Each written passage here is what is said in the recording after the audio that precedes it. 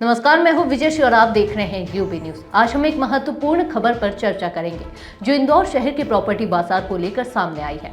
इंदौर जो अब तक मध्य प्रदेश का व्यापारिक और वाणिज्यिक हब बन चुका है, वहां संपत्ति से जुड़े मुद्दों में तेजी से बदलाव हो रहे हैं।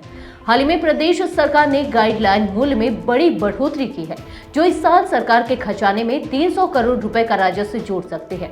इस खबर ने इंदौर के संपत्ति बाजार में हलचल मचा दी है। तो आइए जानते हैं इस बढ़ोतरी से इंदौर के नागरिकों और व्यापारियों को किस तरह का असर हो सकता है और इसके पीछे की कहानी क्या है। इंदौर में बढ़ती हुई आबादी, प्रॉपर्टी की मांग और रियल एस्टेट का विकास शहर की छवि को एक नए मोड़ पर ले आया है। हालांकि रियल एस्टेट में हो रहे इस बदलाव को देखते हुए राज्य सरकार ने एक महत्वपूर्ण कदम उठाया है। अब तक इस वित्तीय वर्ष में दूसरी बार इंदौर के विभिन्न इलाकों की गाइडलाइन में इजाफा किया गया है। गाइडलाइन का मतलब है कि जिस मूल्य पर संपत्तियों की पंजीकरण की जाती है, वो मूल्य अब बढ़ गया है। इस बार इंदौर के 2 प्रमुख इलाकों की गाइडलाइन में 200% तक का इजाफा किया गया है, जो राज्य सरकार के लिए एक बड़ा राजस्व स्रोत साबित हो सकता है। अब सवाल यह उठता है कि इस बढ़ी हुई गाइडलाइन का इंदौर के आम नागरिकों और व्यापारियों पर क्या असर पड़ेगा। इस गाइडलाइन की वृद्धि से न केवल संपत्ति के मूल्य में बदलाव आएगा, बल्कि रियल एस्टेट में निवेश करने वाले लोग भी नए निर्णय लेने में संकोच करेंगे। वहीं व्यापारिक इलाकों में जमीन की कीमतों में बढ़ोतरी का सीधा असर उद्योगों और व्यावसायिक गतिविधियों पर पड़ेगा। मुख्य तौर पर परदेशीपुरा में इंडस्ट्रियल कॉम्प्लेक्स है, जहां गाइडलाइन में 250% का इजाफा किया गया है। यह इलाका इंदौर के लिए काफी महत्वपूर्ण है और यहां की बढ़ी हुई गाइडलाइन बाजार में बहुत चर्चा का विषय बन चुकी है।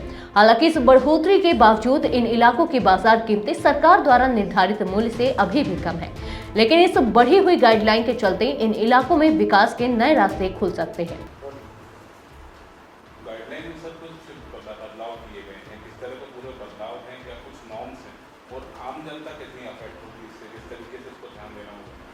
देखिए, जिला मूल्यांकन समिति में कलेक्टर महोदय की अध्यक्षता में हमने कुछ क्षेत्रों में गाइडलाइन में मूल्य वृद्धि प्रस्ताव जो है चर्चा करके बढ़ाए हैं और ये केंद्रीय मूल्यांकन बोर्ड को हमने प्रस्ताव भेजे थे। इसमें इसके पहले आम जनता से सुझाव भी लिए थे। ऐसी कुल 469 लोकेशंस हैं जिस पे हमने जो है मूल्य वृद्धि प्रस्तावित की है और जो मूल्य वृद्धि प्रस्तावित की गई थी वो केंद्रीय मूल्यांकन बोर्ड द्वारा जस की तस जो है स्वीकार भी कर ली गई है। और ये कब से मूल्य वृद्धि होगी, लागू होगा, ये भी शासन स्तर से निर्णय लिया जाना है। सर, शहर में बताया जा रहा है कुछ स्थानों पर 20 से 30% की वृद्धि हुई है, कुछ स्थान ऐसे हैं 200% की वृद्धि हुई है। ऐसे कौन से स्थान हैं? देखिए, कई ज़्यादातर मामलों में तो 10% 20% ही वृद्धि हुई है। कुछ लोकेशंस ऐसी हैं जिनमें रेट 1800 रुपये स्क्वायर मीटर या 2000 रुपये स्क्वायर मीटर यानी कि 180 रुपये या 200 रुपये स्क्वायर फीट चल रहे थे, जो शहर के बीचों बीच की लोकेशंस थी। ऐसी लोकेशंस में विसंगति सुधार करते हुए हमने 6000 6500 के रेट पर स्क्वायर मीटर किए हैं। वो भी अगर आप देखें तो 600 रुपये स्क्वायर फीट ही होता है, जो कि इंदौर में इस तरह का रेट नहीं है। फिर भी हमारी गाइडलाइन काफ़ी कम है और जो प्रचलित मूल्य हैं वो तो काफ़ी ज़्यादा हैं। उस अंतर को धीरे धीरे पाटने के लिए हम लोगों ने कुछ क्षेत्रों में वृद्धि की है और ये सभी ऐसे क्षेत्र हैं जहां पर ऑलरेडी 200% या 300% अधिक मूल्य पे दस्तावेज पंजीबद्ध हो रहे हैं।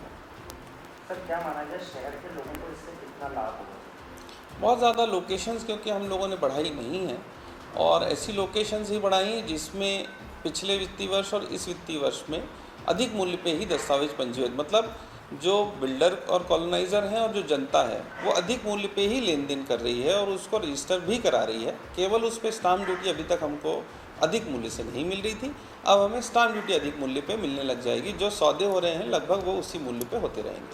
सर, बात की जाए रेवेन्यू को, सरकार को इससे कितना रेवेन्यू? सरकार को रेवेन्यू अगर उसी क्षेत्रों में सौदे इसी क्रम में होते रहते हैं तो हम 250 से 300 करोड़ का अतिरिक्त रेवेन्यू बचे हुए जो समय है वित्तीय वर्ष का उसमें उम्मीद कर रहे हैं। इस बढ़ोतरी से इंदौर शहर के रियल एस्टेट सेक्टर में एक नए उत्साह का संचार हुआ है। इससे जुड़ी कंपनियों और बिल्डरों का मानना है कि यह कदम शहर के विकास में सहायक साबित होगा, लेकिन नागरिकों के लिए यह एक चुनौती भी हो सकती है, खासकर उन परिवारों के लिए जो मकान खरीदने की सोच रहे थे। इस बढ़ोतरी से कुछ इलाकों में संपत्ति खरीदना अब महंगा हो सकता है, लेकिन यह भी सच है कि इन बदलावों से शहर में बुनियादी ढांचे का विकास और तेज होगा। यह तो समय ही बताएगा कि इस फैसले के बाद इंदौर के प्रॉपर्टी बाजार पर इसका क्या असर पड़ेगा। क्या इस वृद्धि से नागरिकों का रुझान और अधिक बढ़ेगा या फिर यह सरकार और जनता के बीच एक नया विवाद पैदा कर देगा? तो ये थी आज की खास रिपोर्ट। आपको कैसे लगे अपने विचार हमसे साझा करें। इस वीडियो को लाइक और शेयर करें, साथ ही चैनल को सब्सक्राइब करें। यूबी न्यूज आपके लिए लाता रहेगा देश विदेश से जुड़ी ऐसी ही तमाम खबरें। तब तक के लिए धन्यवाद।